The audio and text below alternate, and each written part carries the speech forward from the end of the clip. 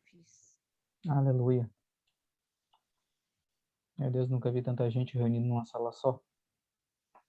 Glória a Deus. Primeiramente, quero agradecer a Deus, né, por a gente ver tantas pessoas buscando a mesma coisa, o mesmo interesse, tendo esse mesmo interesse.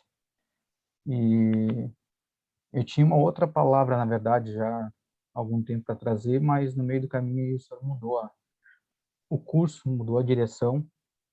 Eu ia falar sobre Jó, né? Eu tinha ministrado para os homens sobre isso um tempo atrás e ia trazer para as mulheres também. Só que no meio do caminho a coisa mudou. E falei segunda-feira com os homens, né? Sobre o assunto que nós vamos falar hoje. E o Senhor ministrou no meu coração de a gente continuar trazendo esse assunto. Acredito que é um assunto muito importante para a gente estar refletindo um pouco aí. O que a gente vai estar falando hoje também é sobre conselho, né? Que a gente tem, quem a gente tem ouvido, quem tem nos aconselhado, que nós temos buscando. E a primeira coisa que me veio à mente aqui é fazer uma pergunta, né? Fiz essa pergunta para os homens, gostaria de fazer essa pergunta para vocês também. Do que vocês estão atrás? O que vocês estão buscando nos dias de hoje? O que mais nós temos buscado? Porque isso é algo que nós precisamos saber, a gente tem que ter certeza do que nós estamos atrás, qual que é o nosso foco, né? E, teoricamente, nós deveríamos estar atrás da mesma coisa, né? Deveríamos estar buscando o reino de Deus, deveríamos estar buscando fazer a vontade daquele que nos escolheu, né? Esse seria o objetivo. A gente sabe que no decorrer da nossa transformação, a gente acaba buscando cada um nos seus interesses, às vezes a conversão do esposo, às vezes uma cura, N situações, às vezes uma prosperidade financeira, enfim, cada um às vezes tem seus motivos para buscar tantas outras coisas. Mas o foco do que o Senhor tem me alertado é que nós, como igreja, nós deveríamos estar buscando, como um só corpo, uma coisa só. Nós, como corpo de Cristo, nós deveríamos estar trabalhando para levar esse corpo numa direção, que é o reino, é a eternidade, é fazer a vontade daquele que nos escolheu. A gente costuma dizer assim, fazer a vontade daquele que nos enviou, mas ele enviou a Cristo.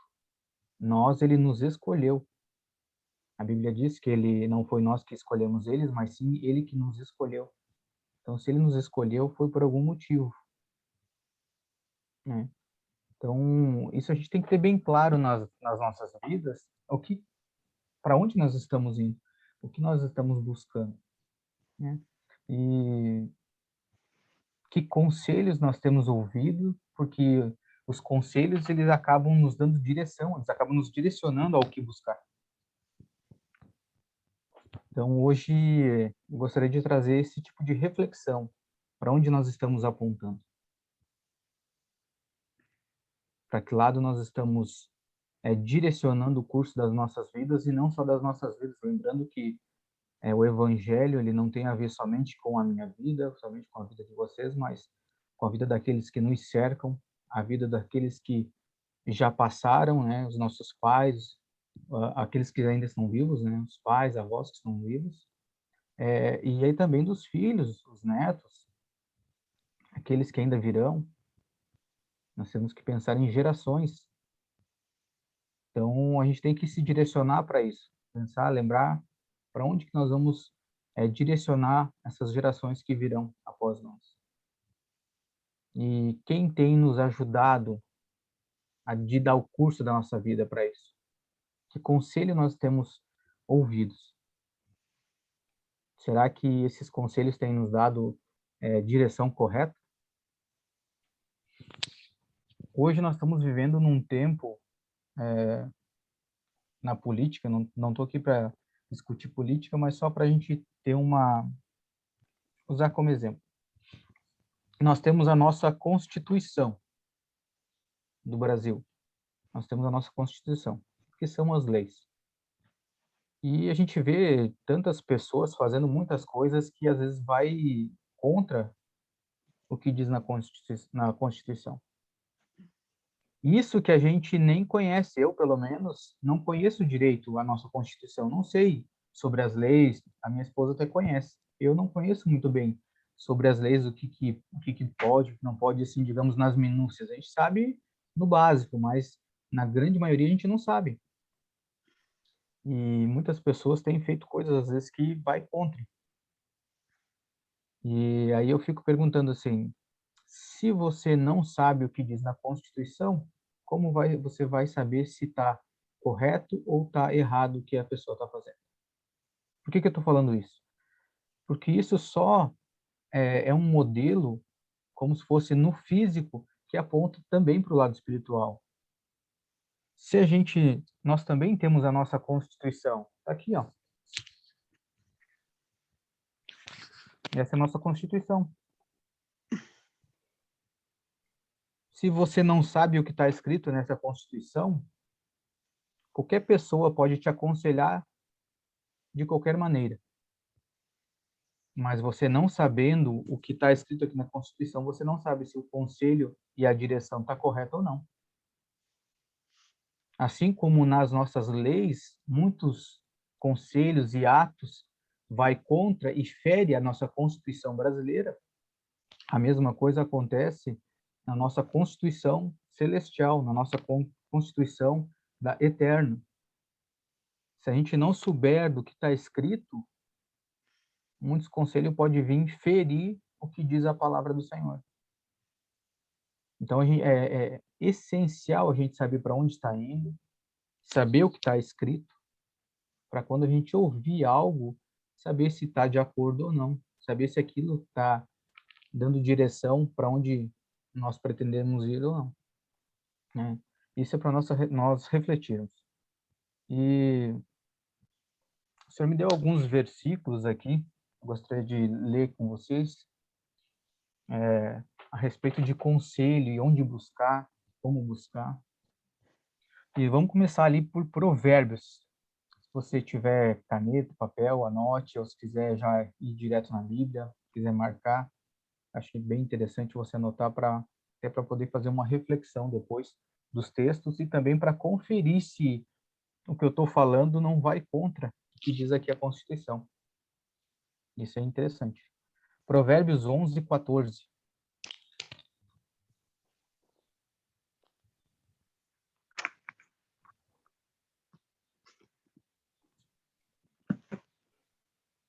Provérbios 11, 14. Ele vai dizer assim: não havendo sábia direção, o povo cai, mas a multidão de conselheiros a segurança. Por, por muito tempo, assim, para um período, eu sempre ouvi falar na multidão de conselhos, a sabedoria, sempre falando sobre conselhos. Só que quando a gente vai ler, até li essa versão, peguei uma outra versão para ver se falava, se era só essa minha versão que falava que conselheiros, mas eu peguei algumas outras versões de Bíblia e também percebi que em outras versões também se refere a conselheiros nesse versículo. E aí muda toda a história, porque se fala que conselho qualquer um pode dar, e também qualquer tipo de conselho. Agora, quando fala assim na multidão de conselheiros, aí já muda a coisa, porque nem todo mundo é um conselheiro.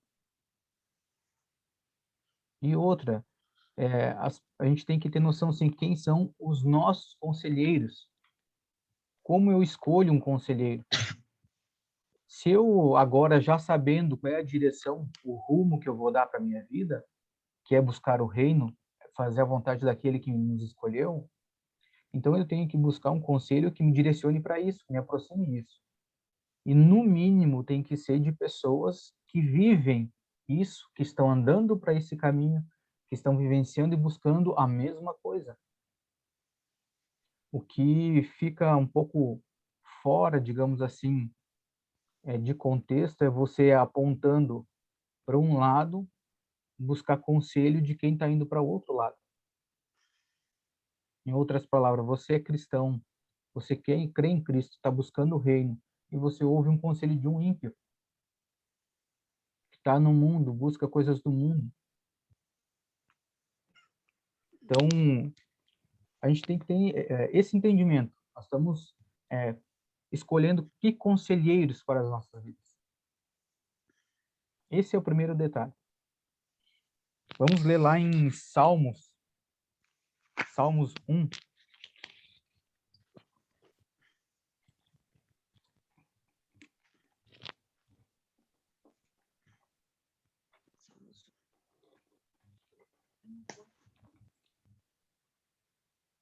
Salmos 1, versículo 1 ali até o 3.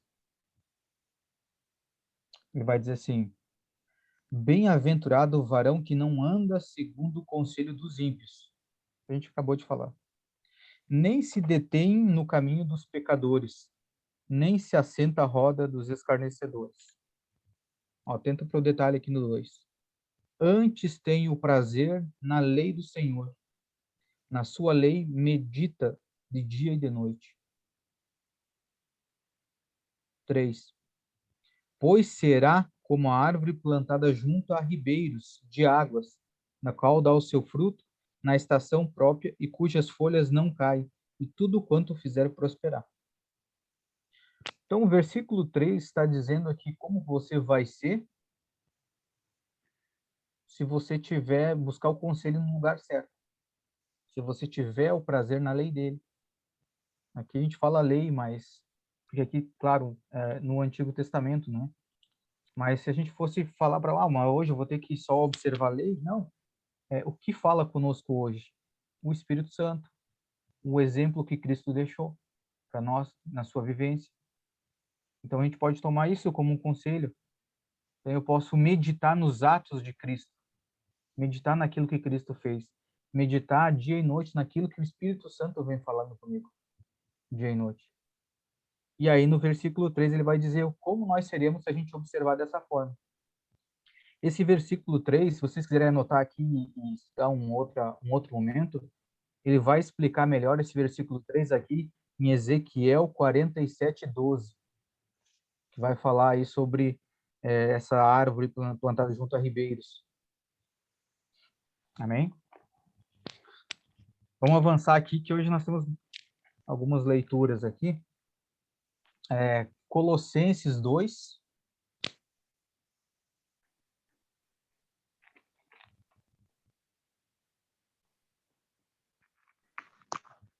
O versículo 4 e 5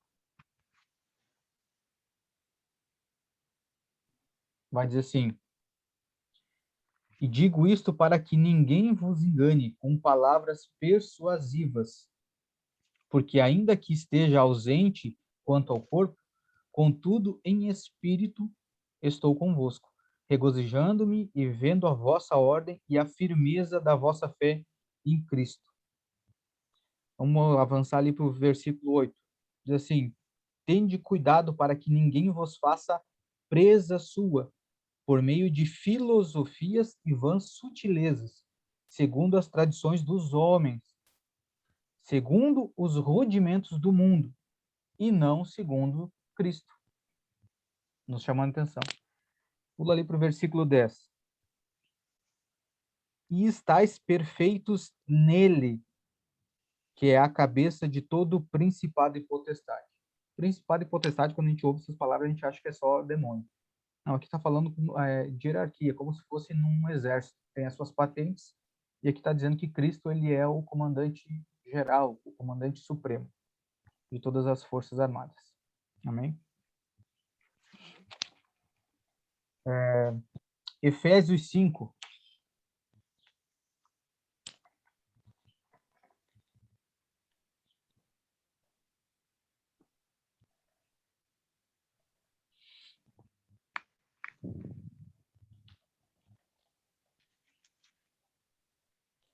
Efésios 5, do versículo 6 ao 8. Vai dizer assim: Ninguém vos engane com palavras vãs, porque por essas coisas vem a ira de Deus sobre os filhos da desobediência. Portanto, não sejais seus companheiros, porque noutro tempo éreis trevas, mas agora sois luz no Senhor. Andai como filhos da luz. Então está dizendo, não seja companheiro daqueles que são desobedientes à palavra do Senhor.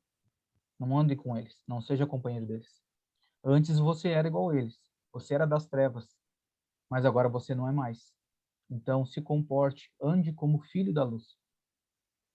Amém?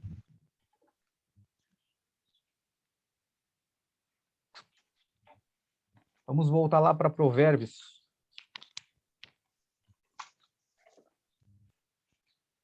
Provérbios 1. Um textinho um pouquinho mais longo aqui. Provérbios 1, do 7 ao 19.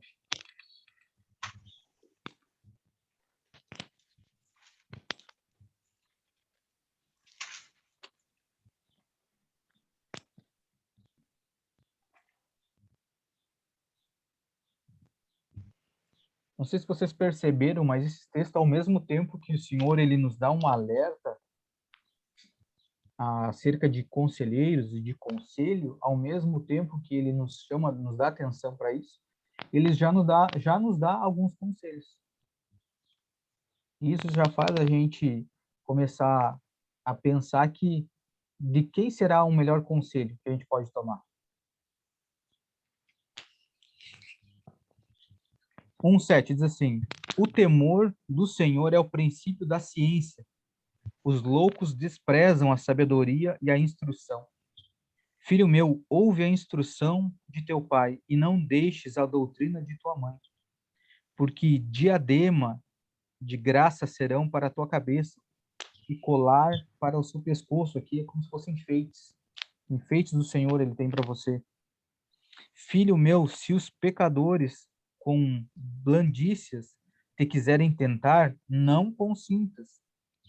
Se disserem, vem conosco, espiemos o sangue, espreitemos sem razão os inocentes, traguemo-los vivos com a sepultura, e inteiros como que descem a cova, acharemos toda sorte de fazenda preciosa, encheremos as nossas casas de despojos, lançarás a tua sorte entre nós, teremos todos uma só bolsa. E aqui Deus ele nos aconselha: filho meu, não te ponhas a caminho com eles, desvia o teu pé das suas veredas, porque os pés deles correm para o mal e se apressam a derramar sangue. Na verdade, de balde se estenderia a rede perante os olhos de qualquer ave, e estes armam cilada contra o seu próprio sangue, e a sua própria vida espreitam. Olha só o último versículo aqui, o 19. Tais são as veredas de todos aqueles que se entregam à cobiça. Ela prenderá a alma dos que a possuem. Muito forte isso, irmãos. Muito forte. E a gente está quase encerrando aqui, não quero até me alongar muito. Quero voltar lá em Colossenses.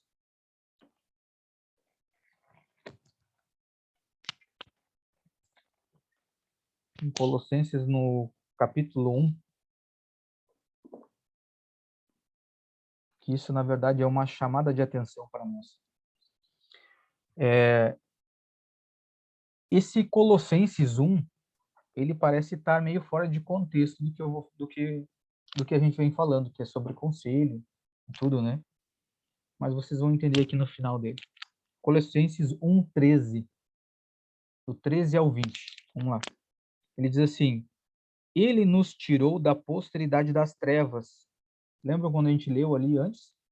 Sobre nós não sermos mais agora trevas? Antes nós andávamos nas trevas, agora estamos na luz. Para a gente andar conforme os filhos da luz. Aqui ele confirma. Ele nos tirou da posteridade das trevas e nos transportou para o reino do Filho do seu amor, em quem temos a redenção pelo seu sangue, a saber, a remissão dos pecados, o qual é a imagem de Deus, do Deus visível, o primogênito de toda a criação. Porque nele foram criadas todas as coisas que há nos céus e na terra, visíveis e invisíveis, sejam tronos, sejam dominações, sejam principados, sejam potestades. Tudo foi criado por ele e para ele. E ele é antes de todas as coisas, e todas as coisas subsistem por ele. E ele é a cabeça do corpo da igreja, é o princípio, é o primogênito dentre os mortos, para que em tudo tenha preeminência, porque foi do agrado do Pai que toda a plenitude nele habitasse, e que, havendo por ele feito a paz pelo sangue da sua cruz, por meio dele reconciliasse consigo mesmo todas as coisas, tanto as que estão na terra como as que estão no céu. O que tem a ver esse versículo aqui que eu deixei? Ele é o penúltimo, que a gente tem mais um versículo, mas eu deixei ele mais para o final para a gente entender. Esse versículo aqui, quando eu li, ele me chamou a atenção da grandiosidade do nosso Deus, do nosso Cristo. Então, para que melhor do que ele para nos aconselhar? O autor de tudo, aquele que sustenta tudo. Esse versículo aqui vem mostrar, vem nos chamar a atenção da grandiosidade do nosso Deus, que às vezes a gente acaba esquecendo do quão maravilhoso, o quão perfeito, o quão grande ele é. O quão incomparável, na verdade, ele é. Não tem como você comparar ele com nada mais. Então, essa chamada de atenção sobre conselhos, nada melhor do que buscar na fonte. E agora, nesse próximo texto que nós vamos ler, a gente vai entender. Porque a gente acaba escolhendo vários conselheiros para as nossas vidas, né? Quando muitos são cristãos, glória a Deus quando são cristãos. Mas esquecemos do principal conselheiro. A gente deixa para pedir conselho para ele por último. E eu gostaria de a gente colocar o nome desse conselheiro como primeiro na nossa lista. Ele tem que ser sempre o primeiro, até o ponto dele chegar a ser o único. Eu gostaria de ler com vocês Isaías 9:6.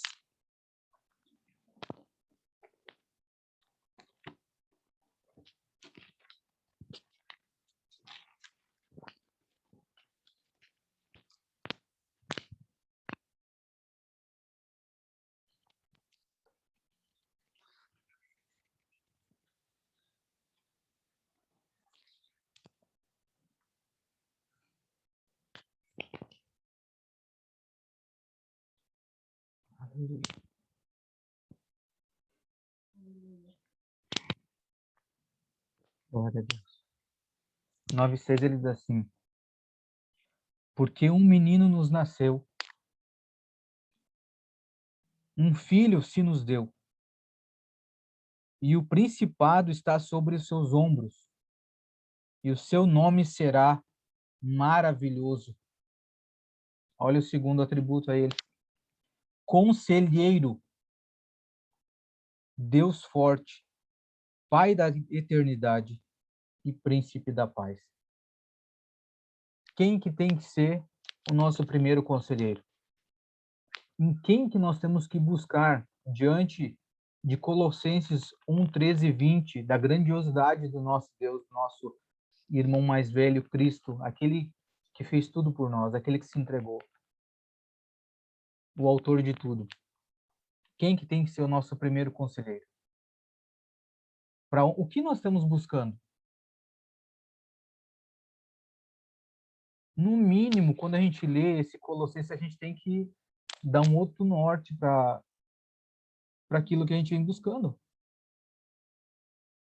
Sim, é lícito a gente buscar os detalhes, né? A conversão de um ente querido, a cura. Mas a Bíblia também nos aconselha o quê? Buscar primeiro o reino, e as demais coisas serão acrescentadas.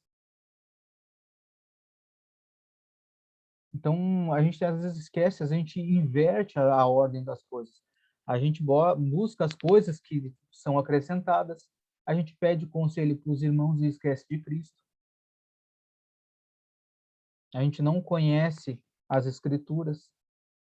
não sabe se os conselhos estão vindo de acordo com o que diz nas Escrituras, se não estão ferindo a nossa Constituição celestial.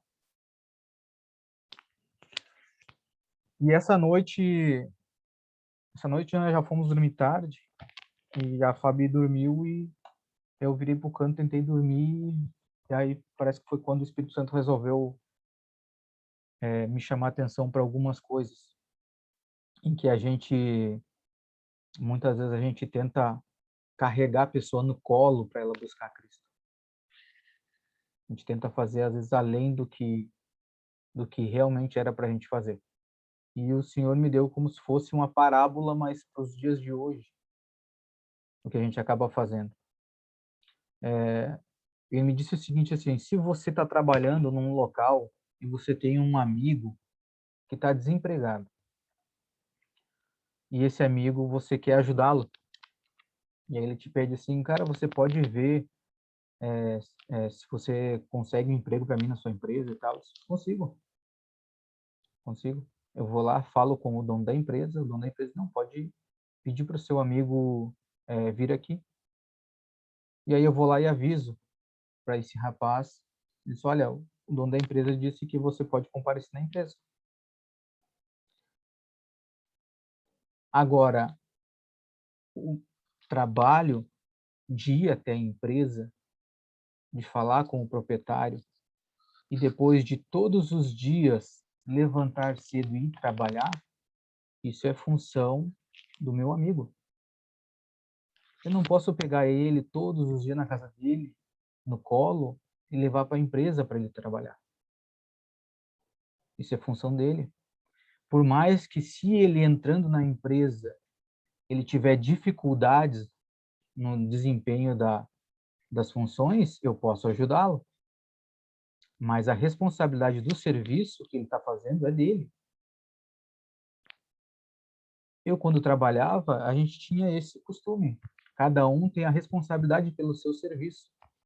Mas nós não deixávamos de ajudar uns aos outros. Mas eu entendia que quando alguém me ajudava, a responsabilidade do serviço era minha. E isso é uma chamada de atenção para que a gente possa ter essa consciência em Cristo.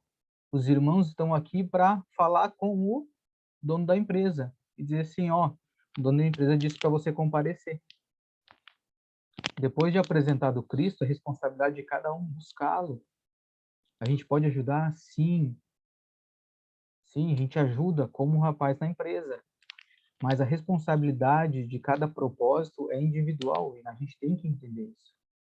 Eu não posso simplesmente pedir ajuda na minha empresa lá, pedir ajuda para o rapaz me ajudar em certa tarefa, e se der algo errado eu querer culpar a pessoa que me ajudou. Não. Eu não posso querer culpar aquele que me deu um conselho.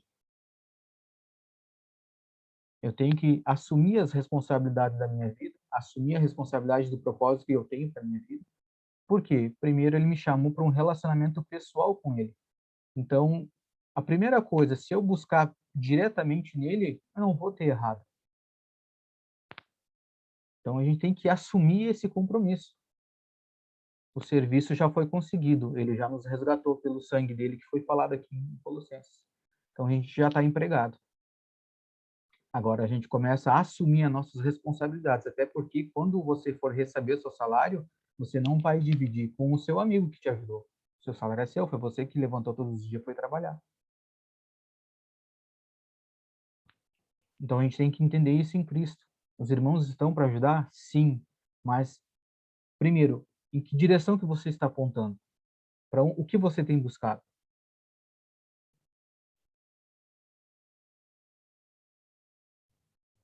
O que você realmente tem buscado? Tem sido o Cristo? Tem sido em fazer a vontade dele? Então, hoje, irmãos, eu sei que é pesado assim a palavra, mas é uma chamada de atenção. A gente tem que assumir essa responsabilidade. A gente não pode terceirizar a nossa fé. Nas quartas-feiras nós temos uma ministração com os adolescentes. Ontem uma menina ministrou e foi incrível o que o Senhor fez através daquela menina. E ela falou uma coisa assim que me chamou muita atenção e faz todo sentido. Nós temos uma visão muito rasa da eternidade. Por isso nós nos comportamos da maneira com que a gente se comporta. A gente terceiriza a nossa fé, a gente terceiriza a oração, a gente terceiriza conselho, mas buscar na Constituição a gente quase não busca. Agora, se a gente buscar e a gente começar a ter uma visão clara da eternidade, todo o nosso comportamento vai mudar. Ontem ela me falou, outra coisa que ela falou foi o seguinte: quando nós assistimos uma série, ou quando a gente busca algo que nos agrada, normalmente a gente vai comentar com alguém, a gente fala para outros sobre essa situação, uma série, um filme, a gente busca isso e a gente acaba passando para outras pessoas. A gente manifesta isso para outras pessoas. E assim a nossa vida tem que ser com Cristo. Quanto mais nós nos encher dele, isso mais nós vamos manifestar. E aí a gente tem que parar e ver assim, peraí, só um pouquinho. Agora esse é o meu trabalho, será que eu estou me dedicando a ele? Será que as pessoas estão vendo se eu estou fazendo um bom trabalho? Eu tenho as ajudas, mas é a minha responsabilidade em expressar o Cristo. Em permitir com que ele se manifeste através de mim. Em permitir com que o amor dele flua através de mim. Essa é a minha responsabilidade. Alguém me ajudou a conseguir um emprego. Agora, o desempenhar do trabalho é minha responsabilidade. E buscar o conselho, eu posso buscar na fonte. Porque ele nos deu esse acesso. Amém, irmãs? Essa era a palavra, é uma palavra breve, mas é uma reflexão que eu gostaria que todos fizessem, assim como o senhor fez, com que eu também refletisse a respeito disso, para que cada um assuma a responsabilidade do que o Senhor colocou na vida de cada um. E que a gente busque o conselho necessário na fonte, no primeiro, que é Cristo.